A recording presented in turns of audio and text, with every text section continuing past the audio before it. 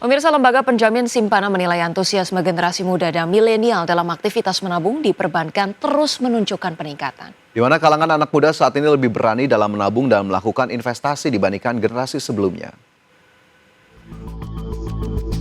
Ketua Dewan Komisioner Lembaga Penjamin Simpanan Purbaya Yudi Sadewa menilai antusiasme generasi muda atau Gen Z dan milenial dalam aktivitas menabung di perbankan terus menunjukkan peningkatan, di mana masyarakat kalangan anak muda saat ini lebih berani dalam menabung dan melakukan investasi dibandingkan generasi-generasi sebelumnya. Dalam sambutannya pada acara Literasi Keuangan Indonesia Terdepan di Jakarta, Purbaya menjelaskan bahwa porsi generasi muda di bawah usia 30 tahun yang masuk ke pasar modal nasional telah mencapai 50% dari total investor, yang sebagian diantaranya masih dalam tren ikut-ikutan sehingga perlu dilengkapi dengan literasi keuangan yang baik. Oleh karena itu, dirinya berharap ke depan LPS dapat mengambil peran untuk mengedukasi masyarakat, khususnya generasi muda terkait literasi keuangan yang komprehensif. Akhirnya setelah berapa tahun kerja pun uangnya nggak ada. Jadi Anda mulai sisihkan sedikit-sedikit uangnya dari muda, dan kalau nanti mulai kerja, mulailah kembangkan uang Anda tadi, bukan di tabungan aja, mulai investasi yang pertama, investasi yang aman, setelah itu investasi yang mungkin agak risikonya agak tinggi, tapi keuntungannya lebih banyak. Jadi kalau Anda ngerti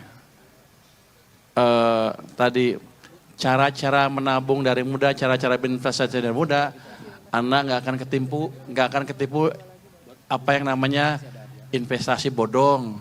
Anda nggak akan ketipu dengan pinjaman online. Karena Anda ngerti betul bagaimana prinsip menggunakan uang yang baik. Jadi prinsipnya adalah, kalau saya sih, kalau mencegah pinjaman online itu atau yang lain-lain yang pemborosan adalah, kalau Anda nggak punya duit, nggak usah beli. Ya, pinjaman online yang ilegal ya, Kak. Sebagai informasi, hasil SNLIK 2025 menunjukkan indeks literasi keuangan masyarakat Indonesia mencapai 66,46%. Sedangkan indeks inklusi keuangan tercatat tembus 80,51%, di mana angka indeks literasi dan inklusi keuangan tersebut meningkat dari hasil SNLIK 2024 yang menunjukkan angka 65,43% untuk indeks literasi keuangan serta 75,02% untuk indeks inklusi keuangan. Dari Jakarta, Tim Liputan ADX Channel. Pemirsa, Otoritas Jasa Keuangan atau OJK mencatat jumlah saldo simpanan pelajar di perbankan nasional telah mencapai lebih dari 32 triliun rupiah. Ya, Ketua Dewan Komisioner OJK mengungkapkan sekitar 59 juta pelajar di Indonesia memiliki tabungan dan mendorong kedisiplinan menabung sejak dini. Otoritas Jasa Keuangan atau OJK mencatat saldo simpanan milik pelajar di rekening perbankan nasional telah mencapai lebih dari 32 triliun rupiah. Simpanan pelajar tersebut dihitung mulai dari tingkat PAUD hingga SMA atau sederajat. Ketua Dewan Komisioner OJK Mahendra Siregar mengungkapkan saat ini tercatat hampir 59 juta pelajar di Indonesia memiliki tabungan. Angka tersebut menunjukkan meningkatnya kesadaran pelajar untuk menabung sejak dini. Mahendra menjelaskan dana tabungan pelajar yang terkumpul di perbankan memiliki peran penting dalam perekonomian nasional. Bank dapat memanfaatkan tabungan tersebut untuk penyaluran kredit khususnya bagi sektor usaha kecil dan menengah, serta mendorong investasi. Mahendra menegaskan kebiasaan menabung para pelajar tidak hanya bermanfaat secara pribadi, tetapi juga memberikan kontribusi besar bagi pembangunan ekonomi bangsa. Tapi 32 triliun tadi itu memang bisa terkumpul karena sudah terdapat hampir 59 juta pemilik tabungan atau simpanan pelajar. Jadi 59 juta anak-anak Indonesia yang sudah memiliki tabungan, dan tentu termasuk.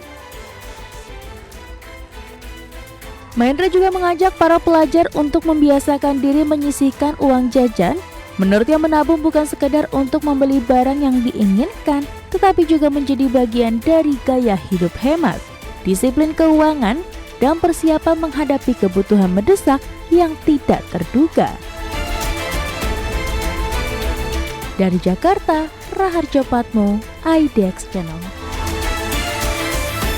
Presiden Prabowo Subianto menegaskan sikapnya tidak takut dengan segelintir orang kaya yang mencoba untuk menguasai kekayaan Indonesia. Bahkan Presiden mengingatkan kaum elit di tanah air agar tidak mengeruk kekayaan Indonesia untuk memperkaya diri sendiri atau serakah nomiks.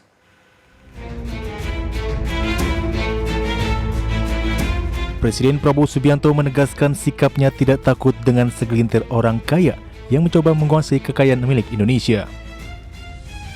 Bahkan Presiden justru mengingatkan kaum elit di tanah air agar tidak mengeruk kekayaan Indonesia untuk memperkaya diri sendiri atau serakah nomik.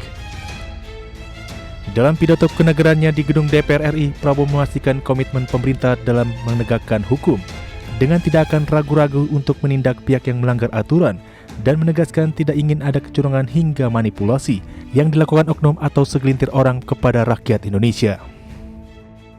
Pemerintah yang saya pimpin akan selalu mewaspadai kecurangan-kecurangan, manipulasi, penipuan, upaya penimbunan, dan menahan distribusi bahan pangan.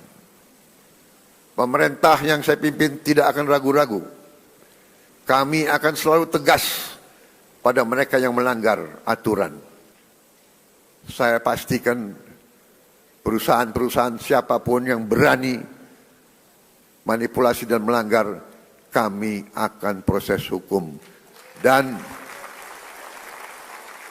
berdasarkan wewenang konstitusional yang ada pada Presiden Republik Indonesia, kami akan sita yang bisa kami sita.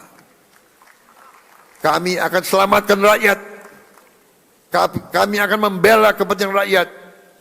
Kami pastikan rakyat Indonesia tidak akan menjadi korban serakah nomiks. Adapun Presiden menambahkan Indonesia dikaruniai kekayaan alam yang sangat besar, sehingga seharusnya dimanfaatkan sebesar-besarnya untuk kepentingan rakyat. Namun demikian dirinya masih menyayangkan terdapat segelintir orang yang justru memanfaatkan kondisi ini untuk memperkaya diri sendiri dengan mengeruk kekayaan alam tanpa mempedulikan kepentingan rakyat. Dari Jakarta, Tim Liputan IDXNO. Ya, ini dia terms yang cukup menarik ya dari pemerintah terkait dengan serakah nomiks. Tapi kita nantikan bagaimana kemudian pemerintah menindak hal ini. Jangan sampai kemudian hanya jargon-jargon politik ataupun inisiatif semata, tapi betul-betul direalisasikan apakah kemudian hukum anti monopoli yang diperkuat atau kemudian pajaknya ditingkatkan atau seperti apa. Tapi ini juga mungkin akan jadi hal yang cukup dilematis bagi pemerintah, menyeimbangkan dengan iklim investasi juga jangan sampai kemudian pelaku usaha jadi ogah-ogahan juga gitu ya. Ya, jadi memang semuanya harus balance begitu ya. Penindakan pengawasan harus terus dilakukan, kemudian pemerataan dari perekonomian juga tetap harus diupayakan sehingga akhirnya tidak ada serakah nomik lain yang terjadi begitu ya di waktu sekarang ataupun di tahun-tahun mendatang, dan semoga kita harapkan ketegasan dari pemerintah sudah berkomitmen berkata demikian, jangan sampai kemudian lupa nanti jika ditagih oleh masyarakat. Menteri Koordinator Bidang Infrastruktur dan Pembangunan Kewilayahan Agus Harimurti Yudhoyono menyatakan hasil perhitungan menunjukkan penertiban Truck Over Dimension Overloading atau ODOL tidak akan memberikan dampak signifikan terhadap perekonomian nasional. AHY menegaskan penertiban odol dilandasi alasan kemanusiaan mengingat banyak korban kecelakaan lalu lintas yang melibatkan truk dengan muatan berlebih. AHY juga menyoroti kerusakan infrastruktur jalan yang ditimbulkan. Pemerintah berkoordinasi dengan Kementerian Perhubungan terkait perhitungan dampak penertiban. Pemirsa, sementara itu AHY juga tengah menyiapkan langkah pencegahan praktik odol melalui standarisasi upah pengemudi truk. Kebijakan ini akan dimuat dalam rancangan peraturan Presiden penguatan logistik nasional. Memperbaiki jalan-jalan yang hancur dan rusak akibat kendaraan over kapasitas tadi, dan tentunya kita menghitung juga apakah benar jika ditertibkan akan ada dampak yang buruk pada ekonomi. Nah, kita hitung dan ternyata ada hasil yang baik, nanti bisa dijelaskan Pak Menhub. Tentunya juga kita harapkan bisa memperkuat dengan data-data yang jelas. Kami sudah mendapatkan sejumlah data bahwa ternyata tidak terlalu berpengaruh secara signifikan.